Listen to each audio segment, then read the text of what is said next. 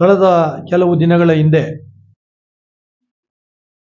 ನಮ್ಮ ಜಿಲ್ಲೆಯಲ್ಲಿ ಮನ್ಮೂಲ್ ಚುನಾವಣೆಯ ಭರಾಟೆ ಪ್ರಚಾರ ನಡೀತಾ ಇದೆ.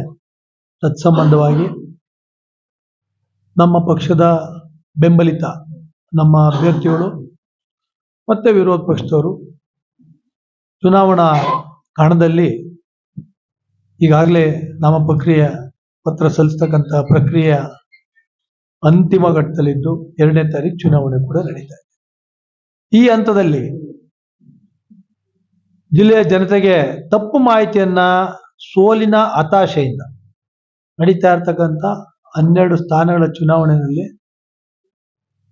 JDS ಬಿಜೆಪಿ ಮೈತ್ರಿಕೂಟದ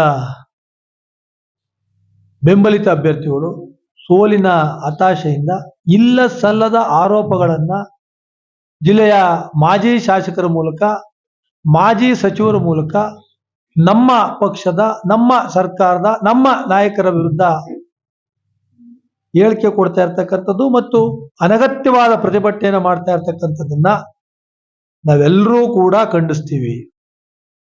ತಮಗೆಲ್ರಿಗೂ ಮಾಹಿತಿ ಇದೆ, ಸಹಕಾರಿ ಸಂಸ್ಥೆಗಳ ಕಾನೂನಿನ ಪ್ರಕಾರ ಕಾಯ್ದೆಯ ಪ್ರಕಾರ ಯಾರೇ ಒಬ್ಬ ಅಧಿಕಾರಿ ಯಾರನ್ನೂ ಕೂಡ ಏಕಾಏಕಿಯಾಗಿ ಅನೂರ್ಜಿತಗೊಳಿಸ್ತಕ್ಕಂಥದ್ದು ಅವರ ಮತವನ್ನ ಕಸಿದುಕೊಳ್ತಕ್ಕಂಥದ್ದು ಸಾಧ್ಯ ಇಲ್ಲ. ನ್ಯಾಯಾಲಯಗಳಿದ್ದಾವೆ, ಪ್ರಶ್ನೆ ಮಾಡ್ಬೋದು, ಅದಕ್ಕೆ ತಡೆ ತರಬಹುದು. ಆ ರೀತಿ ಕಾನೂನು ಬಾಹಿರ ಚಟುವಟಿಕೆಗಳನ್ನು ಮಾಡಿದ್ರೆ ಅವ್ರ ವಿರುದ್ಧ ಎಲ್ಲ ಹಂತದಲ್ಲೂ ಕೂಡ ಹೋರಾಟ ಮಾಡ್ಬೋದು.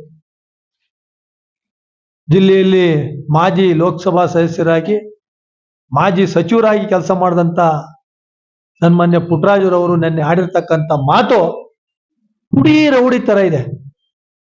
ರಸ್ತೆಯಲ್ಲಿ ಅಥವಾ most wanted criminal police station ಅಲ್ಲಿ ಸ್ಲೇಟ್ ಹಿಡಿದು ಫೋಟೋ ತೆಗೆಸಿರ್ತಾರಲ್ಲ ರೌಡಿಗಳು, ಅವರು ಮಾತಾಡ್ತಾರ ಇದೆ.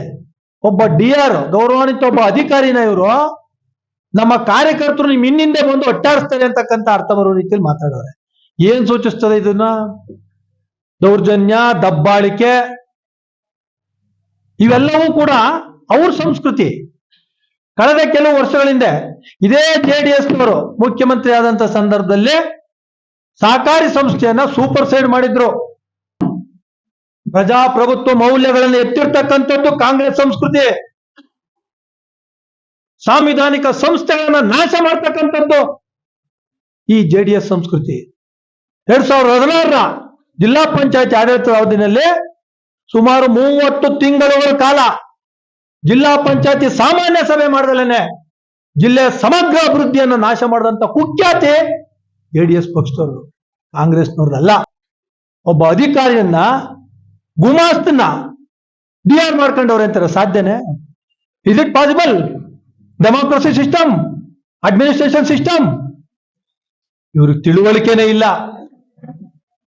ಇವ್ರಿಗೆ ತಿಳುವಳಿಕೆನೇ ಇಲ್ಲ ಅಂತಕ್ಕಂಥದ್ದನ್ನ ಇದು ತೋರಿಸ್ತಾ ಇದೆ. ಈ ಮೂಲಕ ಈ ರೀತಿಯ ಬೆದರಿಕೆನ ನಾವು ಬಗ್ಗು ಬಡಿತೀವಿ. ನಿಮ್ಮ ಹೋರಾಟ, ನಿಮ್ಮ ಏನಾದ್ರೂ ಜನತೆಗೆ ಸಂದೇಶ ಕೊಡಬೇಕು ಅಂದ್ರೆ ಚುನಾವಣೆಯ ಮೂಲಕ ಕೊಡಿ, ಚುನಾವಣೆ ಎದುರಿಸುವ ಮೂಲಕ ಕೊಡಿ. ಈ ರೀತಿ ದಬ್ಬಾಳಿಕೆಯಿಂದ ಅಥವಾ ಅನಗತ್ಯವಾದ ಹೋರಾಟದಿಂದ ನಮ್ಮನ್ನ ಬೆದರಿಸ್ಬಿಡ್ತೀವಿ, ನಮ್ಮ ಅಭ್ಯರ್ಥಿಗಳನ್ನ ಬೆದರಿಸ್ಬಿಡ್ತೀವಿ ಅಂದ್ರೆ ಅದು ಖಂಡಿತವಾಗಿ ಸುಳ್ಳು.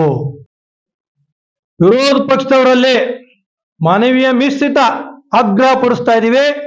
ಈ ರೀತಿಯ ನಕಲಿ ಹೋರಾಟವನ್ನ, ಕಾನೂನಿನಲ್ಲಿ ಶಕ್ತಿ ಇಲ್ಲದೆ ಇರ್ತಕ್ಕಂಥ ಜನವನ್ನ ಮೆಚ್ಚಿಸಿ ಜನನ ಭ್ರಮೆಯಲ್ಲಿರಿಸ್ಬಿಟ್ಟು ನಾವು ಚುನಾವಣೆ ಗೆದ್ದು ಬಿಡುವ ಅಂತಕ್ಕಂಥ ನಕಲಿ ಹೋರಾಟಗಳನ್ನು ಬಿಟ್ಟು ಸತ್ವ ಇರ್ತಕ್ಕಂಥ, ಸಾಮರ್ಥ್ಯ ಇರ್ತಕ್ಕಂಥ, ವಿರೋಧ ಪಕ್ಷದವರು ಕೂಡ ಮೆಚ್ಚತಕ್ಕಂಥ, ಆಡಳಿತ ಪಕ್ಷದವರು ಕೂಡ ಅದ್ರ ಬಗ್ಗೆ ಉತ್ತರ ಕೊಡ್ಲಿಕ್ಕೆ ತಡಬಲಾಯಿಸ್ತಕ್ಕಂಥ ಹೋರಾಟವನ್ನ ರೂಪಿಸ್ಬೇಕು ಅಂತ ಆಗ್ರಹಿಸ್ತೀವಿ.